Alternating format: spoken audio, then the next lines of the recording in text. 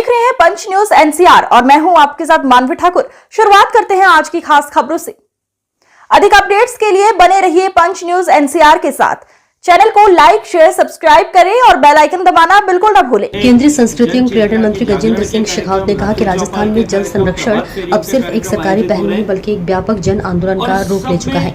इस अभियान में महिलाओं की सक्रिय भागीदारी विशेष रूप से उल्लेखनीय है, जो इस बात का संकेत है कि जल संकट से सर्वाधिक प्रभावित होने के कारण के पर्यावरणीय चेतना की अग्रणी वाहक बन चुकी है। सरकार में प्रेस कॉन्फ्रेंस में शेखावत ने कहा कि वंदे गंगा जल संरक्षण अभियान के तहत राजस्थान सरकार पर्यावरण के रक्षण संरक्षण के लिए उससे जुड़े हुए विषयों के लिए ज्यादा जागरूक किए जा चुके हैं। और प्रदेश के दूसरा सभी जिलों और पानी की संभागों कमी में होने का सबसे ज्यादा भार तो वही जिसमें और कष्ट महिलाओं की भागीदारी सबसे अधिक रही है। उन्होंने कहा है कि जल संरक्षण को लेकर लोगों में जैसी जागरूकता आई है और उसने इस पहल को एक वास्तविक जन आंदोलन में बदल दिया है। इस दौरान जिलाध्यक्ष राजेंद्र पालीवाल, शहर विधायक ग्रामीण विकास और पंचायती राज विभाग राजस्थान सरकार द्वारा पत्रकार वार्ता में केंद्रीय मंत्री शेखावत ने जानकारी दी कि अभियान के अंतर्गत हजारों पारंपरिक जल स्रोतों का पुनरुद्धार किया गया है, जिनमें कैचमेंट क्षेत्रों की सफाई और अवरोधों को हटाने का कार्य शामिल है।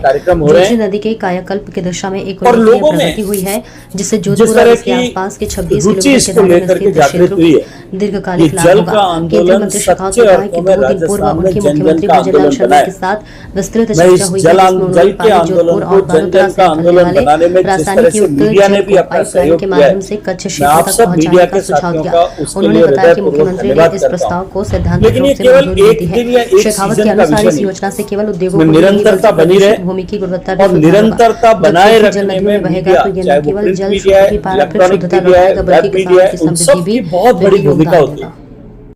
80% से ज्यादा के जल पर निर्भर करती है और शहरी क्षेत्र भूगर्भ के जल पर आधारित है।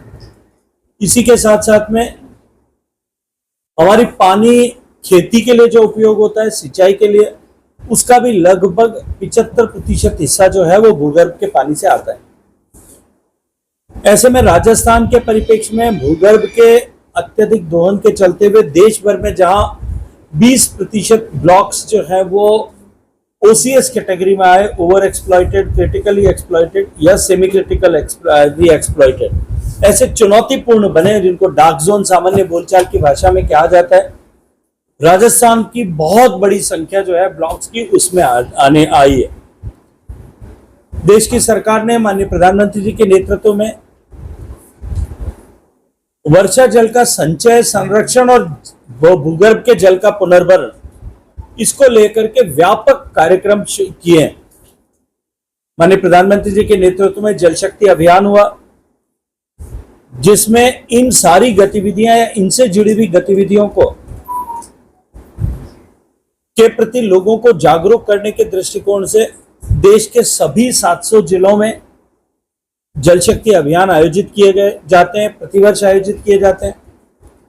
इसके अलावा देश भर के भूगर्भ के जल की मैपिंग करके, उसके एक्विफर्स की मैपिंग करके लगभग 25 लाख स्क्वायर किलोमीटर में जब मंत्री था तब हमने मैपिंग करके उसका रोड मैप पूरा बनाया था। उसके रिचार्ज स्ट्रक्चर्स कैसे बने, 700 जिले की सारी परियोजना बनाई थी।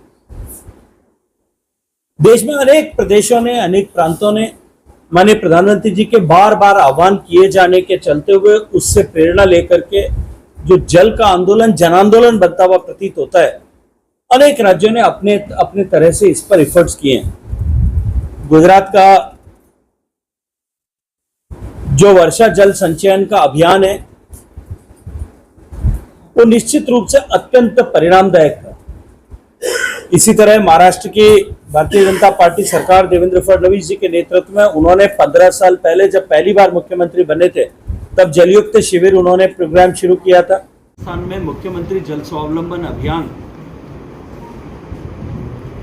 जो मैं जिम्मेदारी के साथ में कह सकता हूं कि देश का सबसे ज्यादा तकनीकी के ऊपर आधारित यह अभियान था, देश का सबसे ज्यादा जन सहभागिता वाला अभियान था और सबसे ज्यादा परिणाम परक अभियान था।